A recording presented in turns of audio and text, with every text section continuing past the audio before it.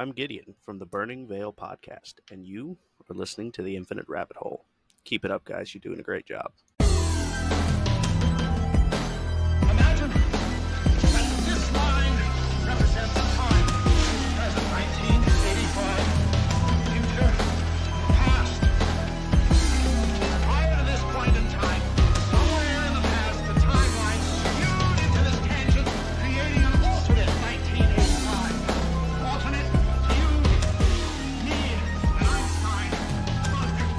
Reality for everyone else.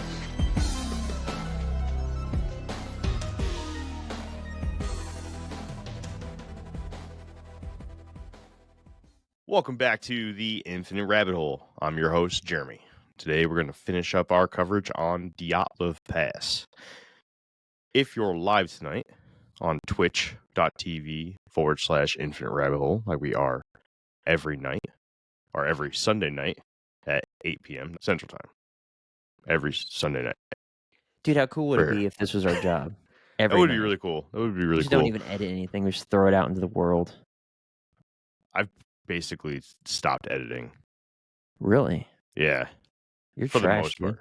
Yeah, real piece Yeah, of shit. You're garbage. Anyways, yeah. Well, yeah. So welcome back to the Infinite Rabbit Hole. Sorry, I got a pounding headache today, so bear with me. It's gonna suck, but it is what it is. What garbage? Yeah. We are live tonight, twitch.tv/Infinite Rabbit Hole, like I said already. And like I've already said, every Sunday at 8 p.m. Central Time. Leave us a voicemail. Yeah. Oh, yeah. Voicemail. Go to infiniterabbithole.com, and bottom right-hand side, there's a little red button with a microphone on it. Click it. Oh, Leave boo it- Jeff in our the- voicemail. Yes, do that. Say, yes. boo Jeff. Get your Like, life together with your Hey, terrible this mic. is so-and-so from this other podcast, or I'm flagging this episode whatever. for cyberbullying and hate speech. I just wanted to I'm say, flagging you guys are watching The Infinite Rabbit Hole, and boo Jeff. Boo Jeff. Reported. Doesn't even know how to use a microphone. He Reported. just said deported or reported. Both deported and He's gonna deported. Deport us. He's going to deport me back to Russia where I come from. 2 more days, brother. Where's the recommended deportation button on Twitch? But I'm mixed. I don't know where am I going to get deported to? Is it going to be Russia? Is it going to be Scotland, Ireland? Yeah. Look, I will always go back to Mama's house. All right, she takes care of me, so that's not even a threat. Yeah. All right. We do not have any new patrons because the first episode where we actually announced the new Patreon hasn't gone live yet. So we're still only a few in. We got 2 of them in the chat tonight, Kenzar and Skeeter. Thank you to the both of you for supporting the show. Really do appreciate that. We're gonna be able to do cool things now, thanks to you. Of course, looking forward to our first our Patreon topic, Patreon exclusive topic, which we'll be talking about in detail a little bit more soon. So hang tight.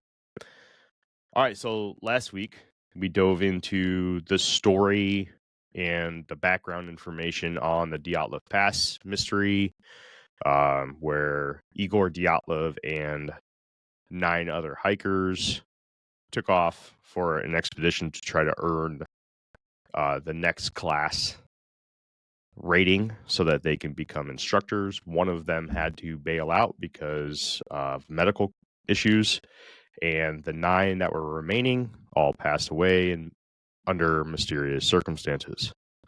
So today, mostly today, is what we're going to do. We're going to talk about the possibilities of what happened. So if you're watching live and you did not get to watch live last week's episode, you might be a little lost, but that's on you. We announce it. Right, Jake? Yeah, you scum. Yeah. I watched it live Yeah, you did. because I was here. So, Mhm. before we jump into all that, we'll go ahead and bring in the co-host, Jake. Everyone knows you're here. What's up, man? Dude, what up? I just woke up from a nap. I got some ham hocks and beans finishing on the stove, and I'm here. Yeah, you are. You're right Yep. there. See, right here, and I have a Right microphone there. that works, and crippling depression. 2 of us do. One That's of why these Jeff wants guys. to be me so bad. He's like, oh, he's got a working microphone and crippling depression. I mean, change it up, you know. One of these guys is not like the other. That's right. He's got a fuller beard around the lips, and he says he's not depressed, but I mean, the way he was freaking out trying to put that mic together tells me that he's bearing it way down deep, and it almost opened up. That door was like crack, and he's just like feelings are prairie dogging their way out. You know what I'm saying? Well, right out the guys, butt. I was depressed until I found Gyarados. I was so depressed, and then I found Salsitas chips. Gyarados. Now I'm not for depressed your no more. snacking pleasure. Brought to you by Infinite Rabbit Hole. See how good that was, Gyarados? Yeah, that's pretty good. We could tell all 9 people in the chat about it right now. I was so depressed until I found booze. Brought to you by Sam Adams Winter Lager. I'm kidding. It's not crippling depression. It's just mild seasonal depression, you know, because it's raining all day today. If you're not depressed, you're not a man. All right. That's the new motto. Be a man, die at work. That's my other new motto. Yeah. Be a man. Let it all out at the cashier at Costco. Costco, man, you're balling, dude. Jesus. Yes, sir. They have If you don't chew Big Red, then fuck you. I don't even think I've ever been in a Costco. Have you seen that movie? Yes. No. What? You haven't seen that movie? Was just something he said. What? It'd be funnier if you actually hadn't seen that fucking movie. If I hadn't seen that movie? I've seen the movie. I love that movie. Jake, you really haven't seen Talladega Nights? I have, yeah. Huh. Well, it's from Talladega Nights. All the commercials and stuff, yeah. Yeah. Oh, man. What are you drinking on, Jeremy? Ooh, what am I drinking on? I am drinking on Summit Brewing Co. Oktoberfest Marzen style Burr. Yeah. Jeff, what are you drinking on? Minneapolis. This is Black Rifle Coffee Company's caramel salted latte, and I'm drinking it out of the old Shadow Band podcast mug. Ooh, man, what a woman! I've got a glass of what is this? Johnny Walker Black Label with some steel whiskey stones in there. I also have some sweet tea, some Peace sweet tea from Wawa. Sweet tea is good stuff. My backup tonight is another Oktoberfest. Yeah, this one's got a Durr on it. My backup tonight is Sam Adams Oktoberfest. This is by Hinterland. Hinterland Brewing Company. Yeah. Ooh, tell the people about the place you want to go to in you say it was Illinois. I can't do that yet. Why not? Because we're going to talk about that during the episode. What about the other one in St. Paul? Ooh, yes. There's a was it Lake Monster? Lake Monster? I think it was Lake Monster. Lake Monster Brewing Company in St. Paul, Minneapolis. Pretty cool. We got a pretty cool idea that came up today between Jake and I about getting in touch with some of the microbrewers companies around the country that highlight like cryptids and aliens and UFOs and conspiracies and stuff like that. There's a ton of them.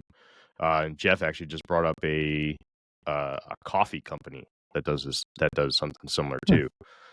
So we were thinking about reaching out, having them come on the show, talk to them a little bit, find out a little bit about their backstory, where the name comes from. Because like, Minneapolis, St. Paul, I'm not immediately aware of any lake monsters in that immediate vicinity. I wonder if Pepe has anything to do with it because it's not that far away, but it's still not right there. So I'm curious as to how they came across that name. Pepe the Frog? No, man.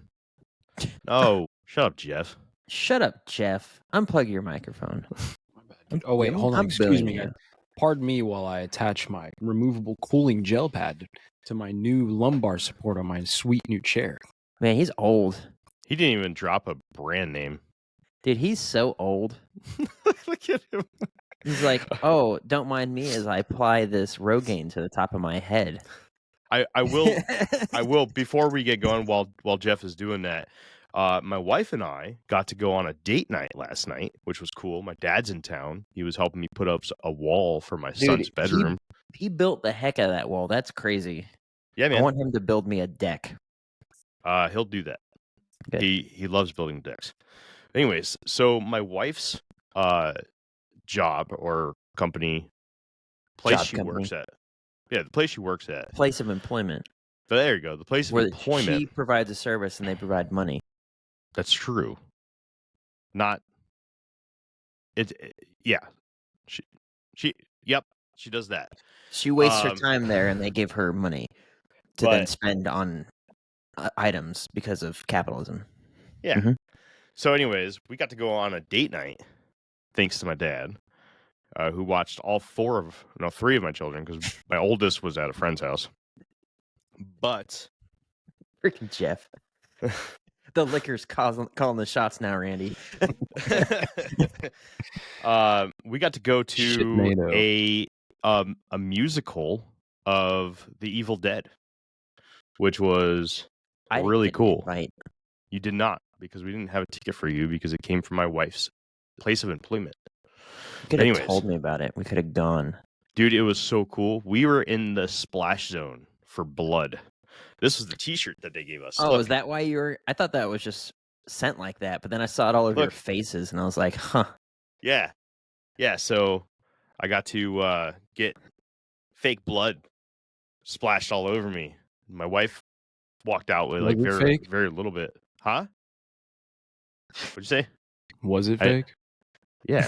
It's just. I hope so. You got my fucking it's deer season. Man. It sucked. It's deer season. They're spraying you with venison blood. Adrenochrome. It tastes like pennies. Are you sure this is fake? Anyways, so if anybody's in the area, we're gonna go up to like 100,000 tonight. We're gonna be like, what the hell happened? If anybody's in the area or the Eau Claire area, we watched it at the Oxford, and it was really, really cool. I think it was it's right next to the University of Wisconsin Eau Claire. Very, very, very cool. Absolutely hilarious production. And it's not something I really ever thought that I would enjoy watching, but it was really cool. We had a great time. So highly recommended to anybody that's in the area. All right. You guys ready to jump into Dyatlov Pass again? Yes. All right. Jeff, you got anything? Yeah, follow me on Twitch, shadow_band_pod. Follow it. There you go. It's in the chat. Follow it. So you can just watch him struggle with his microphone. Follow me. For some reason, there's double the amount of viewers in these ones as there is in mine. I don't understand why. Because you're shadow banned. Nobody loves me. I'm literally shadow banned. Yeah. She tested this last week. She tried to search me on Twitch, and it did not come up. There is no Jeff, only Zool. I am the liquor. I get it. That's it. All right. You ready to roll? Yep. All right. The first thing we're going to talk about tonight is infrasound and hypothermia. During my research, I came across many different articles, books, and documentaries that outlined infrasound as the most probable cause for the death of the entire Dyatlov Pass expedition. Infrasound is the title given to the frequencies of sound below the frequencies that the human ear can hear. The opposite of infrasound is a common term used in medical facilities, ultrasound, where ultrasound engulfs the frequencies that are above the level of human hearing. Infrasound does strange things to humans.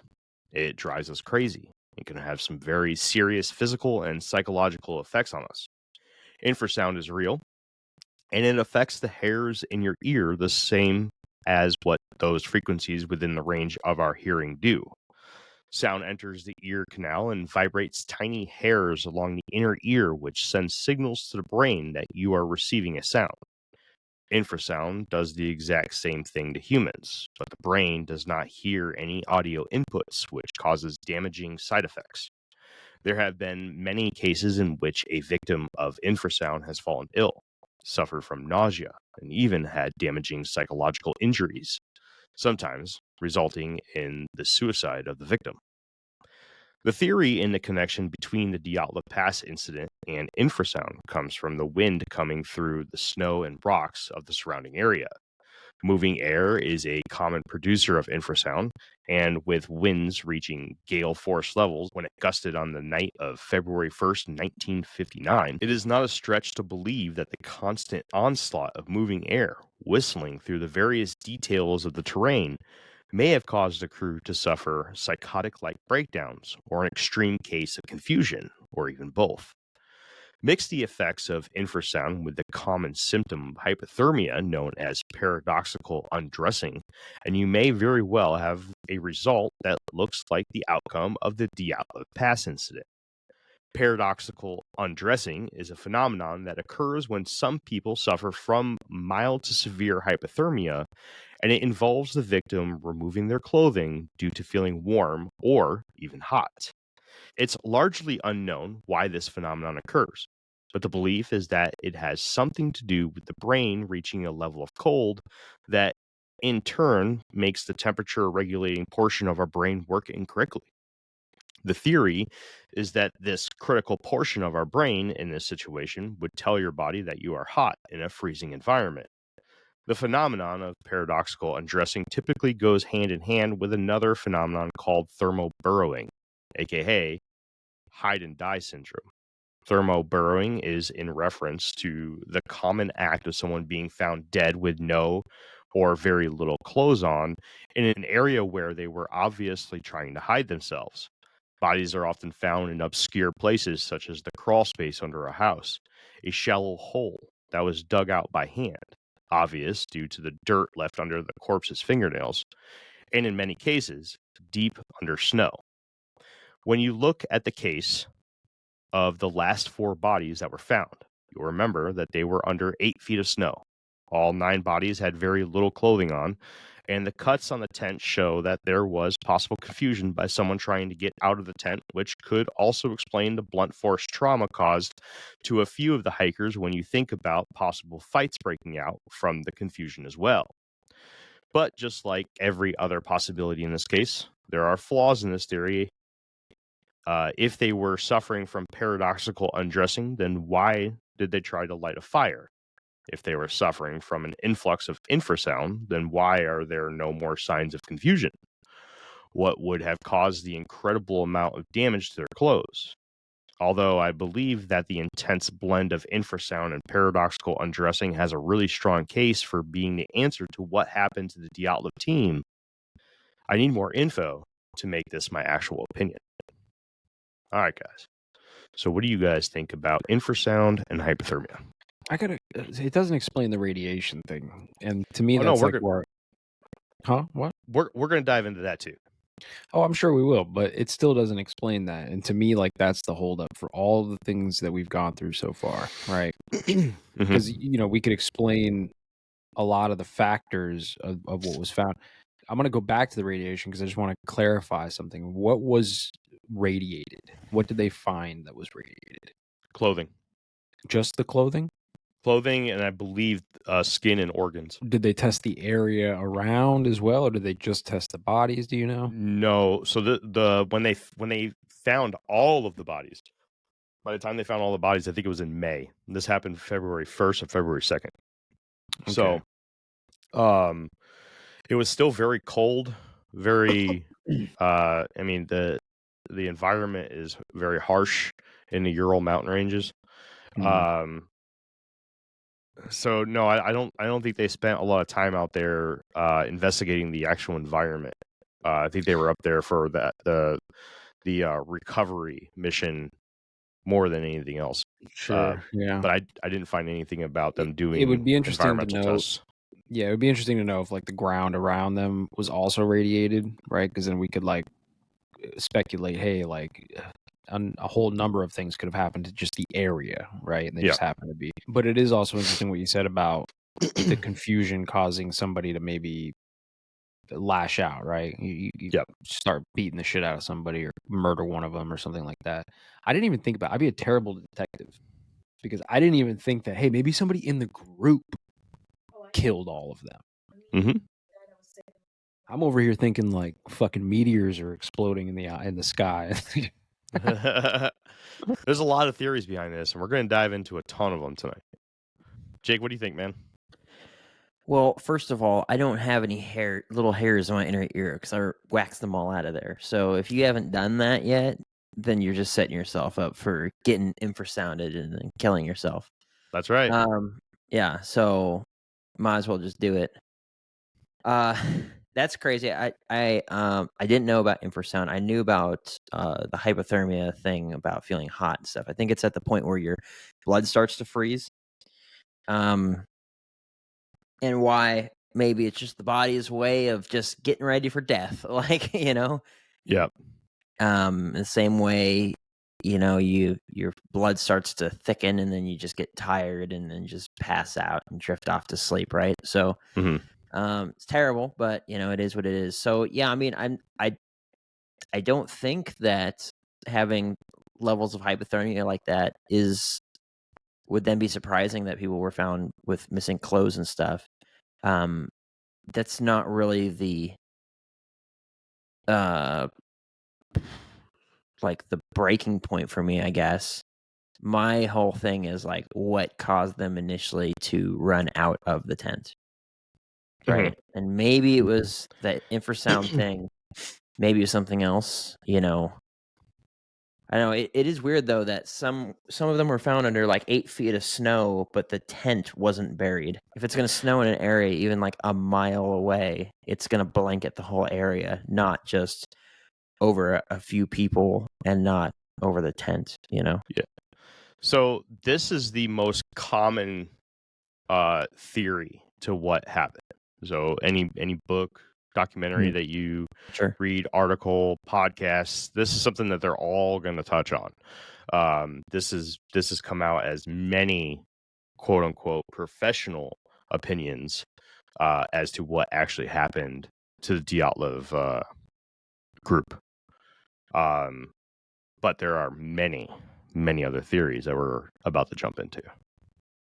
Yeah, Skeeter says that he doesn't buy that theory. They were trained to recognize the symptoms. They were. Especially anyone who does any hardcore outdoor activities, especially in the wintertime, knows about how to prepare against and how to treat hypothermia and hypothermic reactions, right? Yep. So. Definitely a lot of things to look forward to. Also, they had a working stove inside the tent. They had that little pocket stove that they had set up in the middle of the tent where they looked like they had a meal already prepped and everything. Yes, it's not going to provide all the warmth that you need, but I'm pretty sure inside of an enclosed area, like a with 9 mouth tent, breathers, right? Yeah. You're probably going to at least be okay from hypothermia inside the tent. Now, once you get outside of the tent, if something comes along and forces you outside the tent and then you become hypothermic, not much you can do about that. I think what Jake said is really like the important thing. Like, what caused them to exit the tent, right? Because wasn't the cut that they cut themselves out of the tent? Like, wasn't that the whole thing? Like, they cut their way out. So obviously, it was an emergency to get out of the tent now, right? So, like, I want to know what that was, because it wouldn't have been a bear, right? You wouldn't I mean, maybe, I guess, depending on what side it was coming up on the tent. Maybe you cut the other side and everybody runs, but I want to know what that is, man. That's definitely. But then there would have been bear signs, like the food would have been eaten and all this sort of stuff, Yeah. Unless one of them brought some some uranium, and then like while they were out there, he was like, "Hey, you guys want to see something cool?" And he like pulls out the uranium, and they're all like, "Oh!" And then they like cut the thing, and then that's why they're all radiated. He brought the demon core up on the mountain with him, and he's like, "Dude, check this thing out." And their skin started burning. Yeah. It would be really good with that can of beans that we're cooking tonight. Take a little slice of this uranium. Yeah, right. Some yellow cake. Here, man, put a slice of this in there. Yeah.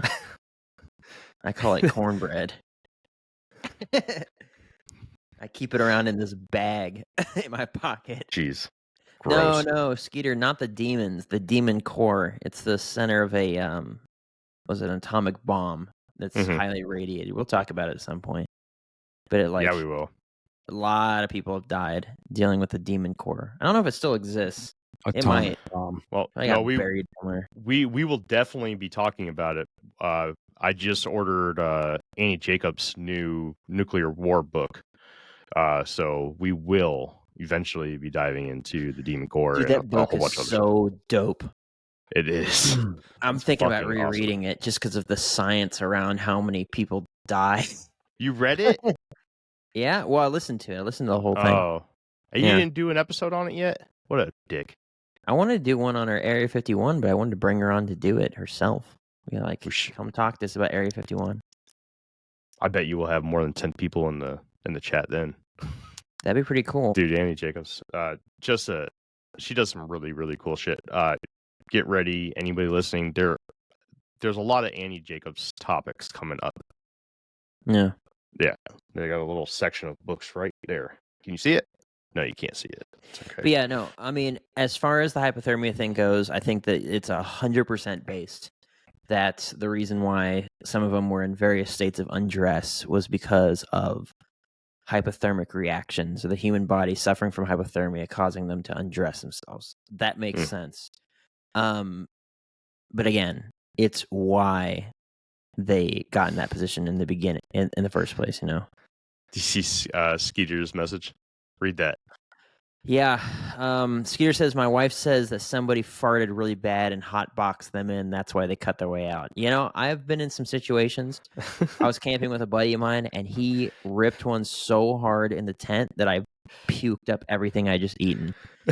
I literally unzipped the tent, leaned my head out, and just started violently vomiting. So, I mean, it could be. Skeeter. It sounds good. Could you imagine if that's the answer to this? Is like some guy was like, I just ripped ass, and he was like right next to the entrance, right? And he's like, no, you guys all have to deal with it, and they're like, no, fuck that. So bad they ripped their way out and ran off into the woods and died. And and that's why it happened. That's messed up, man. Watch that be the real. I'll tell you, that is not something I covered. So kudos. When you write your book, you're gonna put that in there. I'm gonna have to. Crystal said something that made me think a second ago. She said, key takeaway, Russia, right? And she didn't mean what I'm about to say, but it made me think of it anyways. It's Russia, bro. Maybe they're all just radiated back then. Like, is everybody getting tested for radiation? Are the people who rescued the bodies, like, did they get tested to see how radiated they are? Like, I mean... It's a good point. This is Cold War era. Very good point. They're just setting shit off, man. They're just like, test it over there. Especially since the Urals on that village. Yeah. Well, the Urals were known to be test facility, like just a giant range for testing off all sorts of weapons. That solved the radiation. Yeah, possibly. So, okay. All right. So I'll just go ahead and I'll try not to think about the radiation anymore because it's just going to hold me up forever, and I'm never going to. Well, no, we're going to talk about it again. We're going to talk about it right here in this next bit. Until then, I'll try not to let that debunk every other fucking thing you say. I'll just assume that they're all radiated. Yeah, everyone's radiated. The hospital staff is radiated. Yeah. And to walk around, it's like, oh, lost another fingernail. Allegedly. All right. So we only have 3 sections to go over tonight. This is going to be number 2, and it's going to be the longest. So hang tight, listen, because there's a lot in this one. You ready? Oh, I hope I don't zone out. You better don't. Theories that fail. In Donnie Eicher's book, Dead Mountain, The Untold True Story of the Dyatlov Pass Incident, the author mentions a list of theories set forward by researchers of the last 65 years. Quote, speculation from these books and elsewhere ranged from the mundane to the crackpot, avalanche, windstorm, murder, radiation exposure, escaped prisoner attack, death by shockwave or explosion, death by nuclear waste, UFOs, aliens, a vicious bear attack, and a freak tornado. He goes on to later mention another possibility he came across, which was that the hikers were killed for witnessing a top-secret missile launch, since this all took place in the Soviet Union at the peak of the Cold War. In Chapter 4, he relays information from a few interviews that he did with people who considered themselves to be specialists in the Dyatlov case. These people also had a few other possibilities to add to the long list, such as runaway murderous prison guards, a lover's quarrel, mythical Arctic dwarves, top-secret military tests, and Yuri Yudin being the murderer.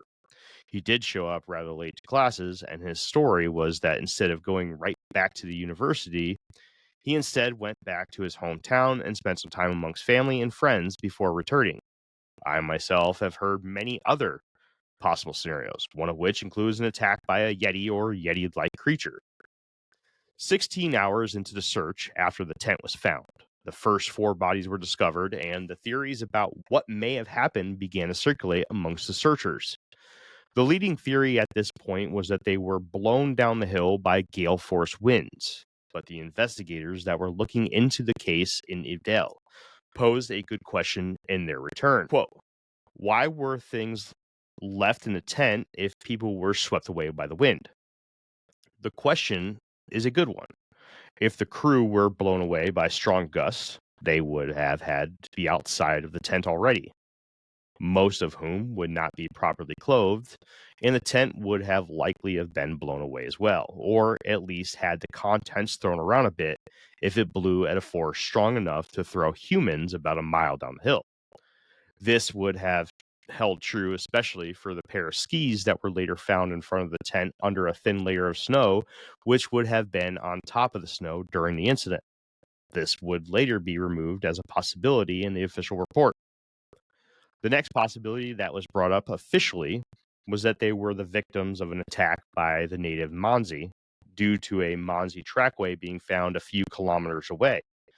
But this was very quickly forgotten, as the Mansi have always been a very welcoming tribe and have been known to house those who are lost until they can get the help that they need. The tracks that were found were far fresher than the ones made by the Dyatlov group as well, so there was no evidence that there was anybody else around when the incident took place. One of the most popular opinions about what happened the night of the incident is that the team suffered the wrath of an avalanche. Unfortunately, this has been debunked multiple times, as the position of the tent would not have allowed enough snow to release behind it to send the hikers to their deaths, some over a mile away. And if it were an avalanche, it would have taken the tent with it, which obviously did not happen. Another hole in this theory is that the slope of the hill they were on was not steep enough to cause more than a few pieces of snow to be flown off by the wind, let alone an avalanche that sent full-grown adults to their deaths. Another theory outlines carbon monoxide poisoning as a possible explanation, but the main source of carbon monoxide would have been the stove that they used for cooking, but it had shown no signs of being used when found. How about a bear or a wolf or a pack of wolves? Unfortunately, this seems to not be the answer, as a majority of the footprints of the crew were found under a thin layer of snow in the vicinity of the tent, but no other prints were ever discovered, which would seemingly eliminate any known or unknown animal on 2 or 4 legs. Well then, what about the possibility of the crew being intoxicated? Well, even though one of the members had brought medical alcohol for first aid and another did have a hidden flask in their bag, the toxicology reports from the autopsies proves that intoxication was not a factor in their deaths. Before Ivanov departed by helicopter on the 4th, he sent a cryptic radiogram to the nearby towns. Quote, would like to ask if any new type of meteorological rocket probe flew over the incident place on the evening of February 1st. This would later be cleared up in Eicher's book, Dead Mountain, as a possible theory which involves one person outside, possibly to take a leak, who witnessed a large bright light in the sky and yelled for everyone to get out of the tent and run, as their belief was that it was coming directly at them. This was questioned due to a report by another group that was in the area on February 17th that all witnessed a, quote, strange celestial phenomenon. This event was also described by many others in the area, including the Mansi. The light was so bright that many were awakened from their beds, and one person even claimed that he believed that another planet was about to hit the Earth. Could the members of the Dyatlov expedition witness something similar that frightened them enough to leave their warm tent without proper clothing? Another group would make mention to Georgie's father during his funeral service about how they were also hiking in the area, but a bit earlier in the month. Like the group previously mentioned, they too saw the bright light, but they described it as being a rocket and that they were only 25 miles south of Dyatlov Pass. Yet another group had reported seeing orbs in the sky over the northern Urals at 6 a.m. on February 17th. This event was also reported by prison guards in the area as well as a few other groups. They all reported a steadily growing light in the sky that seemed to be pulsing, moving westward. In fact, the sheer number of reports that came in about glowing orbs in the sky around the time of the incident was overwhelming, and authorities were forced to look at the phenomenon as a possible answer to what happened to them.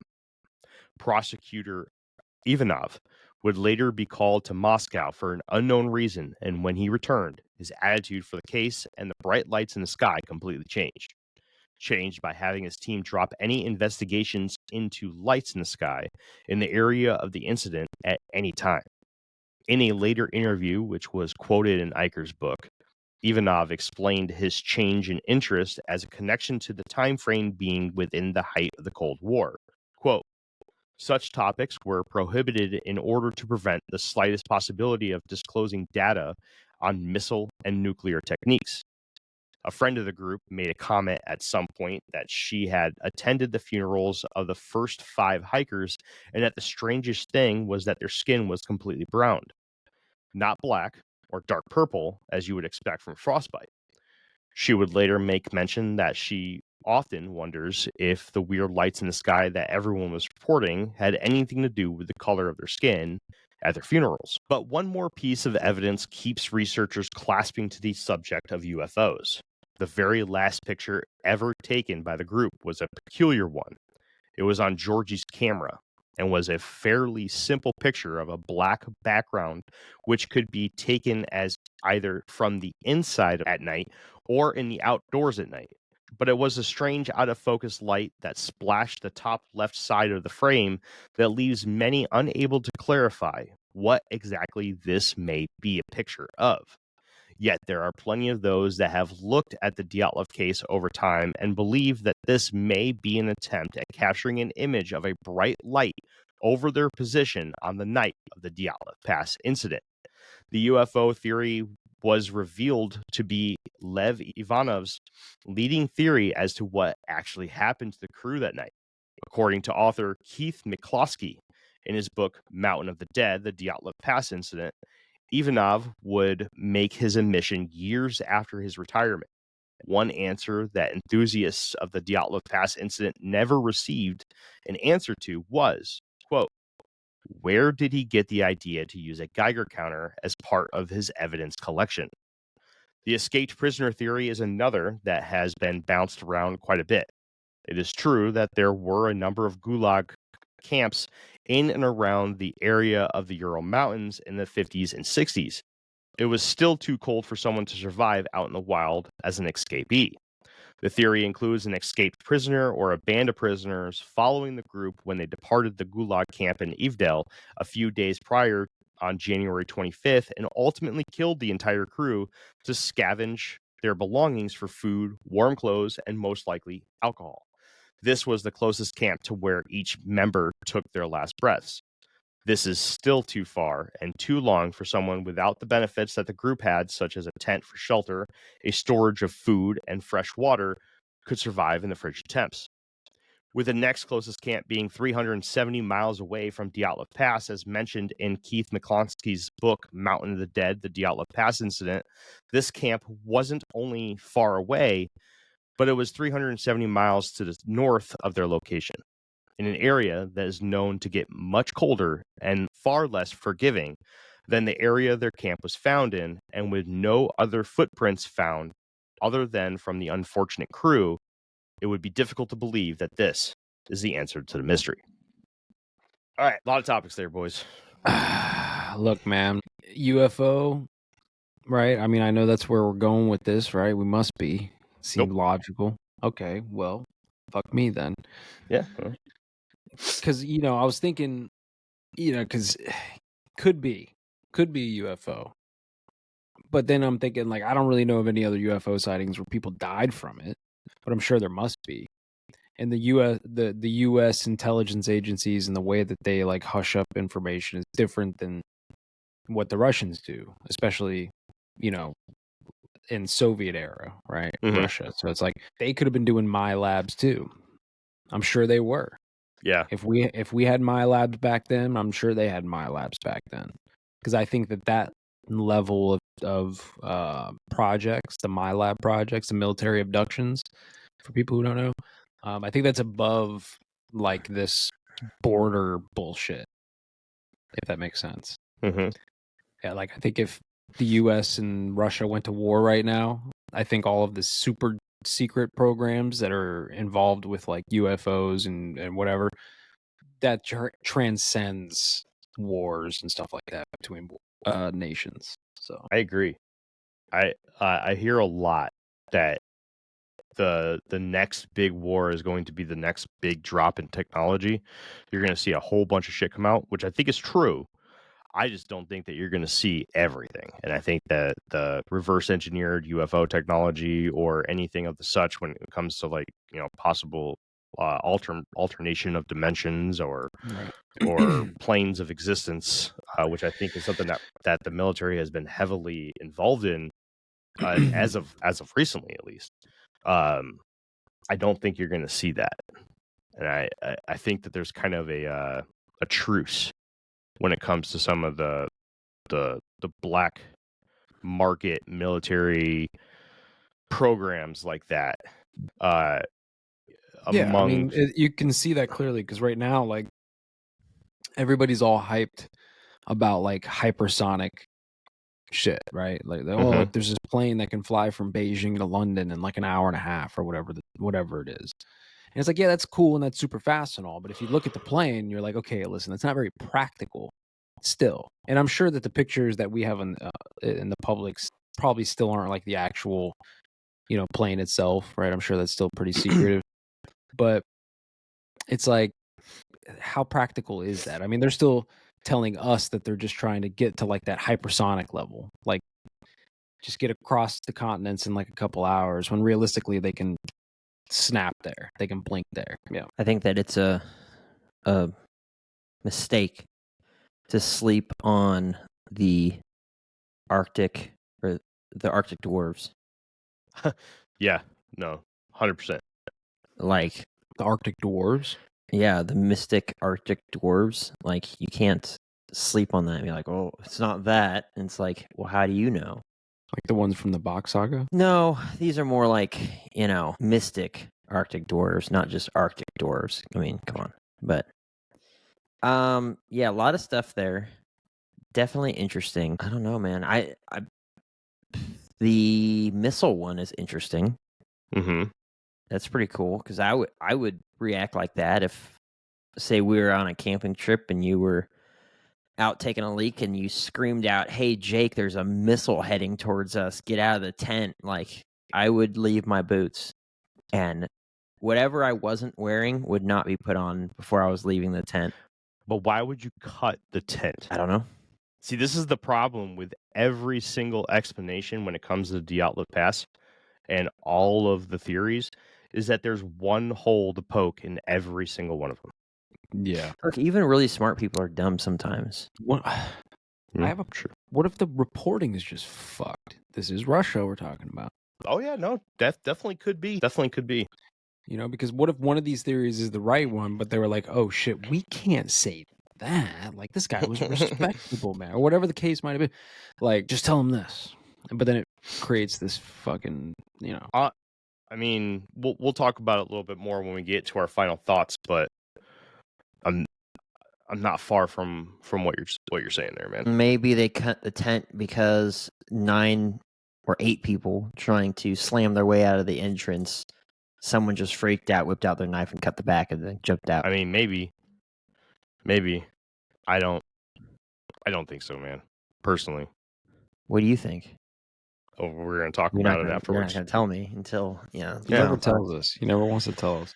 I always tell you, but at the end, always.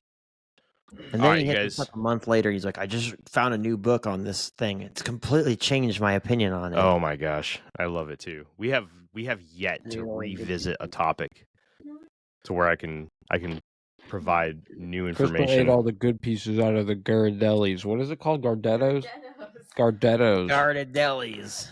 Yeah, sponsor us, but we can't say your name properly. Yeah. Put more It's of the gonna be good new every pieces in single there, and time. I'll say your name right.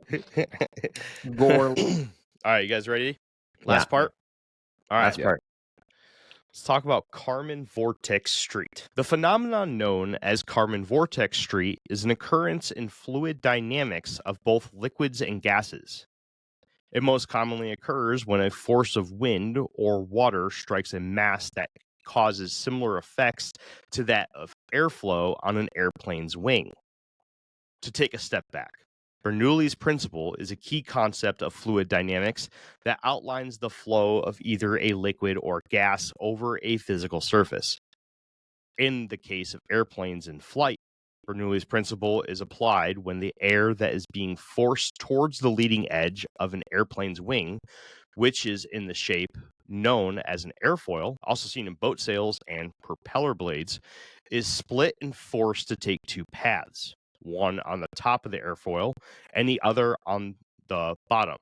The amount of tilt applied to the wing by the pilot determines which path has the farther distance to travel. Since the air that was split at the leading edge of the wing will travel two separate paths, but still get to the trailing edge of the wing at the same time, this will apply pressure on the side of the wing that causes the air to move at a lesser velocity to meet the other flow on time. This higher pressure on the lower velocity side of the airfoil causes the principle of flight known as lift, and the aircraft raises away from the ground. When the pilot pivots the angle of the airfoil to swap the shorter and longer paths, the airfoil will then start its descent.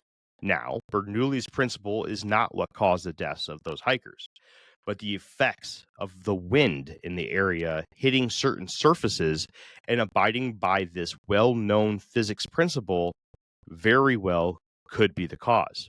For example, the Rock of Gibraltar in the British territory of Gibraltar on the coast of the Mediterranean Sea is long thought to be a great example of the phenomenon of the previously mentioned Kármán vortex street, which is caused by Bernoulli's principle in a vague sense, but instead of the airflow nicely moving over or under a piece of airfoil, the wind instead is forced over a mix of extreme angles and smooth domes in various locations, which in turn causes the Kármán vortex street phenomenon. In the case of airflow moving across uneven surfaces, the trailing edge will sometimes create a possibly very strong and damaging vortex or tornado pattern, which is commonly accompanied by infrasonic frequencies. This is thought to be the most probable reason for the capsizing of many ships throughout the history in the Strait of Gibraltar. This leads us to the theory with the most belief when it comes to what happened to the Dyatlov crew. But in this case, the Rock of Gibraltar would be swapped out for the nearby O'Torton Mountain, which just so happened to be the original destination plan for the Dyatlov crew. As mentioned in Eicher's book, Dr. Alfred J. Better mentions to the author that it would be the general dome-like shape of the mountain and the surrounding areas of jagged ledges that would be the perfect fabricator of a set of horizontally moving Kármán vortices, as well as the accompanied infrasound. There has been a lot of research into the wind directions, temperature, and wind speed of the night in question, and it seems that everything was perfect for this exact scenario.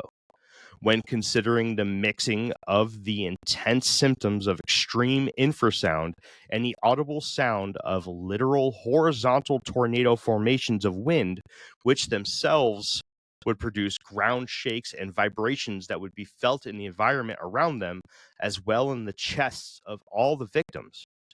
It's not so difficult to imagine that there would have been a confusion-infused, anxiety-caused reaction to their situation that ultimately ended with them outside their tent in an attempt to outrun whatever they believed to have been making the incredible sound. Author Donnie Eicher describes the twin horizontal tornadoes built as most possibly going like this, quote, "These vortices barrel past the hikers at 40 miles per hour with an internal wind rotation of 113 and 157 miles per hour, the equivalent of an F2 tornado.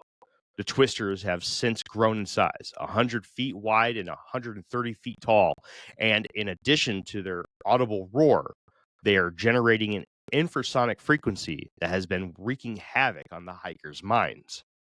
To put it all together in a fictional scenario, I have done my best to paint a picture of what could have been the final moments of the hikers' lives that night in very early February of 1959, while using the scientific and descriptive information gathered by investigators from both the past and present. These incredible vortices do not actually hit the tent nor the hikers. Rather, they parallel each other on opposite sides of the tent, creating an invisible chamber of infrasonic sounds that prod at the hikers as they lay inside of their tent that night, desperately trying to sleep in the negative 25-degree environment. Sound moves easier and cold, and if the crew would hear the sounds that were causing them their head, chest, and body aches, they would have lost their minds on that alone. But it was the psychotropic effects of the infranoise and the blaring of the intense audible sounds that can only be produced by twin tornadoes in the freezing cold that scared and confused the hikers into thinking that they were close to being the victim of an unknown incoming object, forcing them to leave in haste. Almost immediately after cutting open the tent and filing out from the hole and the door flap without time or the mental ability to get their proper clothes on, the two groups take off in separate directions as proven by the trackways found by the first searchers. One group of 6 make it to the tree line and begin to build a fire once they are no longer in range of the sound, which could only be compared to a point to a freight train feet away from their heads. One man climbs the small tree and begins to snap branches off, as leaf litter is not obtainable when it is under feet of snow, and sadly falls, which would eventually contribute to his death. But the fierce wind and freezing temperature begin to make the hikers, who are most likely becoming more lucid after moving away from the sources of infrasound, realize that they are beginning to lose the battle. So a group of 3 break off and begin hiking further down towards the cache of equipment they had stored for the return trip as a last-ditch effort to save their own lives. The 2 others stay back with their friend who fell off of the tree and plan to attempt to create a bed for them to carry him down the mountain, as seen in the branches that were being clutched by one of the men who stayed back. But these 3 soon cast their last breaths as they give up on their hopes to escape and rather enjoy their final moments basking in the warmth caused by the effects of hypothermia on their bodies. The 3 who left the group unfortunately fell down a 24-foot embankment well on their way to the destination, where they ultimately suffered damage to various parts of their bodies by the excessive force of falling. The female of the group hits so hard that she bites her tongue clear off, as well as breaks her nose, while one of the men suffered trauma to his head that would leave him dead far sooner than the other 2. They all suffer broken ribs and take their last breaths in or near the creek at the bottom of their fall. The last 3 are separated almost immediately after leaving the tent. They are not far from each other, nor are they very far from the tent itself. But due to low visibility from the snow being kicked up from the vortices, which makes the distance traveled of their yells and screams estimated to only be about 50 feet in the conditions they were trapped in, each of them were in their own personal open cell where all 5 senses fail and become useless as they slowly pass away from the cold of Otorten Mountain just prior to 3 a.m., when the moon was supposed to break the horizon and join the pitch of night, giving a slight hand to those that may need it. Thoughts? Dude, that was dense. Yes. dense and intense, and I agree. built that. I did that. I agree. Well, I know You? you put it in there. You said that this is your Oh, basically I did, didn't trying to spin a yarn. But dude, that's pretty crazy. So basically, like I don't know what we call them, dirt devils. When the wind kicks up and creates a small mini tornado, and then they can be pretty loud. They're, and they're not lethal. They're not going to pick you up off the ground. Usually, they might throw some stuff around, but you get like flat prairie lands and stuff like that. Sometimes the wind will kick up and create like a little dirt vortex or whatever. So that's basically what happened.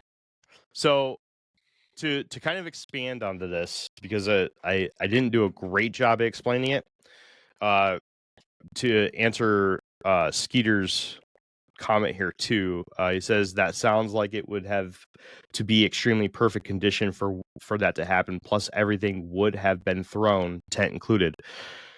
Yes, true, but there have been a lot of research into the Kármán vortex theory when it came to this particular event.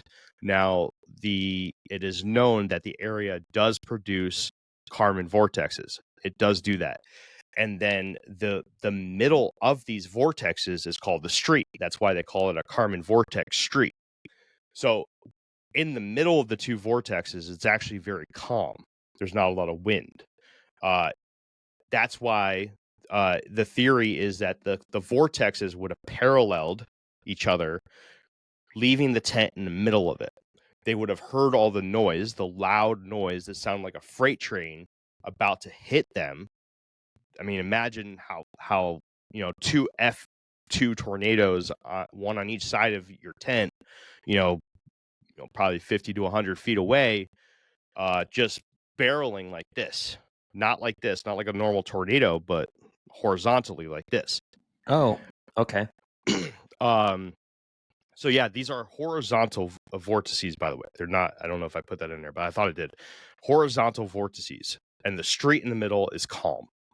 So you're hearing all this stuff happen. While you're hearing it happen, you're freaking out. This shit's loud as fuck. On top of that, yes. On top of that, you have the infrasound that's being kicked up by the sound of these vortices hitting things like hard ice, rocks, ledges, trees. Everything that's possibly in the way is making some sort of dog whistle sound. Where you can't hear it, but the hairs in your ear can. They can feel these vibrations that are being sent through the air or the atmosphere. And your brain is getting signals that, there's something being done, but you're not getting that audible input. All you're hearing is, whatever the fuck this thing is that's outside your tent. You're not aware of it. You think, okay, something's really fucked. Something's going to hit us, right? Then there's the possibility that not only did it go, paralleling each other on the left and right side of the tent, but what if it paralleled north and south? The south end was where the entrance was. The north end was where it was backed up into the snow. Now, if you believe that there was something going to hit you from where the entrance of the tent was, that would be a reason to cut open the tent. If you thought that you were going to open that tent up and get hit by some kind of falling craft or meteor or whatever the fuck you thought this was, some ghost train bullshit, you would have cut yourself out of the side of the tent. Does that help clear it up? But I don't know. These pictures on Google are like the actual pictures. The tree, like kind of I'm still with Skeeter on this. I understand like the tent might not have been thrown, but like there's trees in some of these pictures. Like the trees don't look like they were disturbed or broken or snapped. It doesn't look like any type of F2 tornado went anywhere near this tent, according to the trees that aren't that far away in some of these pictures. If these are the right pictures. If it is Russia, after all. That's true. It is Russia. You do have to remember that. It is Russia. I mean, yeah, Skeeter, it's possible, but it's highly unlikely. But so is a Sharknado. But from the documentaries, we know that happened. So, there's like 3 documentaries of the Sharknado. And it doesn't explain the radiation still. Sorry. No, it doesn't. But like you said hiking in a earlier, bomb range. yeah, like you said earlier, it could definitely be, that the whole area is just hot, right? Could. Trying to bring up some pictures here for you guys. You better bring up some pictures for us. I'm doing my best. Well, it's not good enough, so be better. All right, let's see here. Share screen, share. Okay, so this right here is the standard Kármán vortex, right? So here is the object, such as the airfoil and the Bernoulli's principle that I was talking about, right? And this could be anything. This is just a random circle that they throw in here, but you get air that's blowing in this way. You get the path going one side and then the other, and then they come off on this other side. And as long as this object is not uniform, like an airfoil is on an aircraft wing, like let's say this is jagged rocks, like the Strait of Gibraltar, you get this little mix up of shit happening right here. That's what's very happening. Technical. Yeah. And then you get this weird pattern, where you have flowing air coming up and eventually it curls back on itself, causes another one. And then you get all of this shit. Right? Let's see. It's not going to let me bring up. You should be a professor at a college. Yeah, right. Right. With those explanations. Let's see. Let me see. Here's another. See, good Skeeter, one. this is what I was talking about in your comment. I remember reading that there are areas with natural radiation in that part of Russia. I mean, I'm sure that Russia put that out, right? Like, there are areas of natural radiation. It is not us in our projects and programs of Damn, I nuclear know radiation. Jeff was Russian. That's crazy. It is definitely not us. It is natural. Yes. There's natural radiation. We don't know what you're talking about. I'm not doing it. Why not? I He's can't. be like, boy, howdy, there's natural radiation in them hills. You're like, wrong accent, Jeremy. Yeah, shit happens, man. But yeah, so Oh, look, a group of hikers. Let's shoot a nuclear missile at them. So imagine two of those things paralleling each other. And then in the middle would be the street. You got the two Kármán vortexes, and then Kármán vortex street phenomenon is the middle of these two Kármán vortexes that is called. So there you go. That is what I believe is the best explanation for what happened.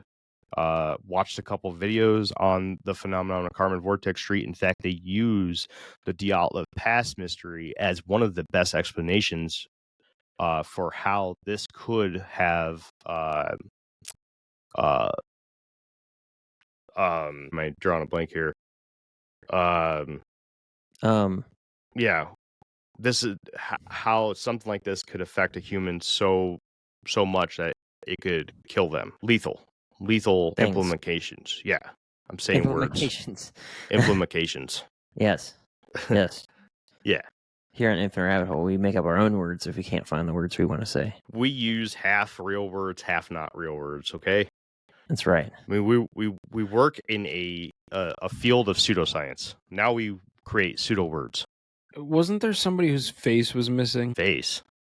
Yeah, somebody's lips were missing or some shit. Yeah. So the tongue, I'm trying to eyes, reconnect that to the kind of stuff. internet. You just sound like a robot. The tongue's one I remember you saying that the chick, she bit her tongue off possibly when she fell off the cliff. Well, the other ones, the ones with the real bad decomposition, were in the water of the creek that was underneath the snowpack. That is the reason why they were so badly decomposed, and then they were also found 2 months after the incident. Well, actually, almost 3 months after the incident, because it was I believe it was in May, March, April, Oof. May. So they got hit by a sideways tornado. They didn't get hit by one.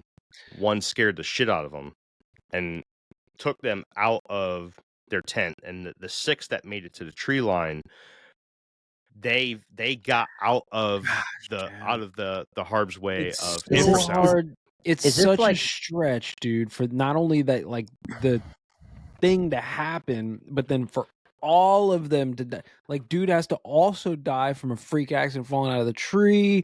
These people Well, then also what have is to your die option? falling off a cliff. What's the better thing then? A panther coming down out of a I tree in don't- Arizona and taking a lady up off the ground and pulling her into the trees where she gets eaten? Yeah, No, Shut up, You know. CJ. Like I we don't talk about some know. wild stuff on this show. I mean, if To I'm me, the surprised it's best- not the Sam Squamches, but still, like that's pretty trippy. The best Oh. explanation to me is that something fishy happened, and that the Russian authorities were like, no, don't put that out. Just put something else out. They became target practice for Spetsnaz sniper. Could have been. I mean, realistically, it could have been, right? And they would have been like, you will tell them that it was sideways tornado. Sideways tornado. The science lines up. Believe me. Now come over. We're making borscht. You guys are funny. All right, so come on, give me your best shot. What do you got? I don't I got put it out anything online else, for me. dude. That was dope. I'm probably for the first time in the entirety of the show gonna say that I believe that that's what happened to a percentage of like 89%. Yeah. 89.5% true that's what happened.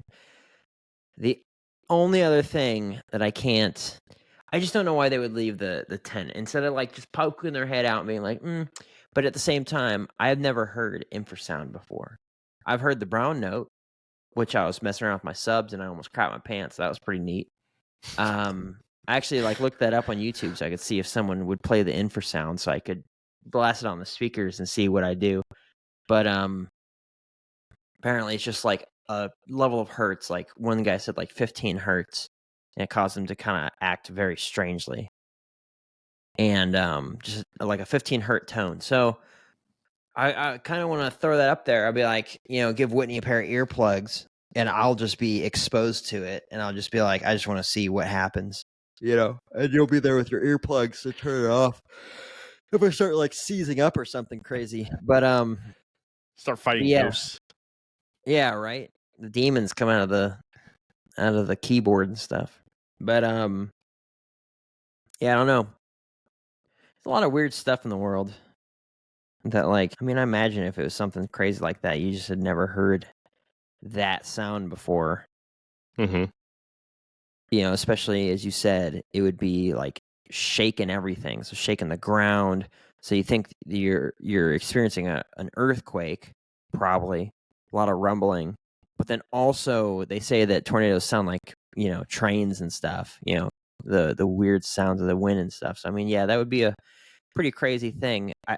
I still don't know if I would run outside towards whatever was outside. You feel what I'm saying?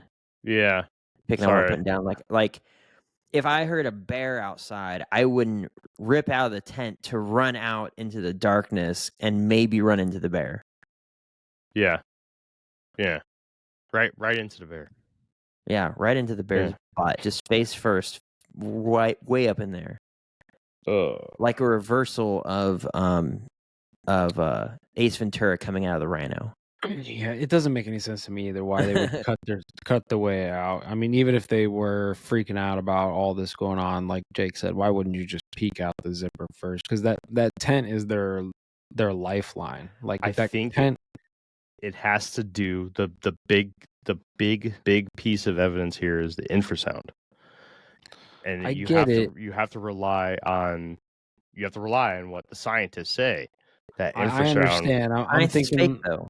I'm thinking the only thing I can think of that makes me think about is like Havana syndrome or some kind of like variation of that, right? Like it's like affecting their mental faculties, not just their hearing and shit, right? Like I understand it's affecting their minds on some level, but like even still, man, like first of all, it has to be too many instances because, again, like I said earlier, like not only does that whole thing have to go down, they get scared to shit, and then they cut their way out of the tent, but then like all of them die outside of that event. Like that event happens, they all get out of it, Like they don't die right there. They all die out like from other shit. It's just something else went down. To me, it's more likely that maybe somebody in the group snapped. Right, that's what happened. There was a brawl, or maybe they snapped and cut the tent, and that was like the moment of snapping. Right, and once they cut that tent open, it was like, what the fuck? And then people were trying to kill this guy. Other people were trying to stop people from killing this guy. Group split up. You got injuries, and then boom. So we should totally cover Havana syndrome. That shit's cool. I mean, well, it wouldn't be cool, but it's neat. It's interesting. And they say again, that it's Russia, they say that right? they say, go ahead. I didn't mean to cut you off, but it's Russia. They were doing that shit over there. So yeah, I was just gonna say Havana syndrome has long been thought to be caused by infrasound as one of the main contributing factors to why some people who report coming understand the Havana syndrome is something that's been, if I remember correctly, is something that is described by military doctors, and it's not necessarily an accepted medical issue. yeah, could it's be more wrong like an espionage, like weapon type of thing. Right. But Kid has the right idea, and I was actually Googling this earlier in the episode. Energy weapons of some sort, right? Because they've been being blasted with some kind of energy weapon, and that definitely, I mean, they were definitely developing them at that time. Because I've found articles going back into the 80s of them having or talking about energy weapons in the 80s. The ones where it feels like your skin's on fire and stuff like that. You just got to Particle get away. beams. Yeah, particle beams, microwaves, lasers, all types of directed energy weapons, right? And, especially out there in the middle of nowhere. And, I keep saying in Russia. I mean, we were doing it here too, right? But maybe they just flew in on a helicopter and pointed this thing directly at the tent, and they're like, let's see what happens. They just lit them up. Well, could have been that. I don't even think so. I think it could have just been wrong place, wrong time. I mean, some of these programs and experiments, they affect like wide areas, right? They could have been blasting the ionosphere with something like some HARP technology, and which is why they saw the bright light, right? And it bounces off the ionosphere, like it goes up to the ionosphere, and then it bounces off of it and comes back. And maybe they just happened by chance to be camped out like right in the vicinity of that, and that's where they were seeing and hearing and feeling all of this intense. Especially if it was snowing, because snow is so reflective, you can get a sunburn from the snow. They could have been getting cooked by just some other experiment happening 4,000 miles away in Siberia somewhere, and they were just getting cooked, Kenzor, I will let you test that, but you have to report your findings. And that would explain the radiation. It could explain the infrasound. It could explain pretty much all of it except for like the blunt force trauma shit. But again, we could factor in maybe they just tripped off the ledge and homie fell off the tree, and so on and so forth. Yeah. I want to add another layer to this. So they're being cooked. Yeah, Kenzor, you said it seems like it'd be a perfect scenario to test such a thing. To me, I don't know. That sounds like you want to go and you want us to test it, but I'm not going to go die out in the woods, so I'll let you test it. I want to add another layer to this. So they've been cooked from an energy weapon and being directed somewhere else, but it's bouncing off the ionosphere or off the cloud layer, coming back down onto their tent. So they feel like they're being cooked. Also, someone inside the tent rips a massive fart right near the entrance. So they have two factors causing them to need to rip their way out of the tent. And then they're running out to kill this guy because he just blew his butthole open inside this tent. Yep. And then they all split up, and then they all die separately. Yep. So not only is there something very loud and infrasonic going on outside, but you also see inside. But you also see these lights in the sky. So there's two of your senses that are fucked up. Then someone rips their butthole open. Now you have your third sense that's fucked up, and you can taste it. Four of your five senses are completely fucked. And now your stomach is hurting, so now you're feeling terrible too. Yeah, All and now five you're senses are on attack. Yeah. and you're about to eat, and the food is ruined because it's covered in butt. Yep. And then you're like, this guy's gonna die. Yep. That's This probably was how it Russia happened. They're in, like, like, we need the to get late this 50s. motherfucker out now. He's dead. Maybe they were trying to kill him, and he cut his way out of the tent to Oh, escape. Oh, maybe maybe. he got caught banging one of their moms. Ooh, maybe. Could have been. Yep, Maybe. he was seeking snips off his little sips off his flask and said something real bad. Maybe they caught him spanking it in the corner Yeah. of the tent, and they were Skeeter like, says that's why she bit her tongue off, because she could taste his butthole. All right, guys. You guys good? great. That's nuts. Yeah, that's a pretty wild circumstance. Jeez, I always thought it was Bigfoot, Yeah. but I never looked into it. Right? A lot of people blame it on Bigfoot. A lot of people do. All right. Well, I would like to say thank you to all of those that stopped in to chat tonight and watched this live episode of The Infinite Rabbit Hole on twitch.tv/Infinite Rabbit Hole. We do this every Sunday at 8 p.m. Central. In case you didn't hear me say it at the beginning of the episode 4, 5, 6, 7 times. Until next time, travelers, this has been another episode of the Infinite Rabbit Hole podcast, and we'll see you in the next fork in the path of the Infinite Rabbit Hole. Bye, everybody. Bye. You repeating stuff all the time is really my pet peeve. That's Bye. fine. Hey, everybody. Thanks for checking out the Infinite Rabbit Hole podcast. If you're looking for more of our stuff, head on over to infiniterabbithole.com, where you can find links to all the podcast players that we are available on, and even our video platforms such as TikTok and YouTube. While you're there, make sure to check out all the links for our socials and hit that follow so you know when all the new stuff from our podcast comes out. And until next time, travelers, we'll see you right here in the next fork in the path of the Infinite Rabbit Hole. Bye.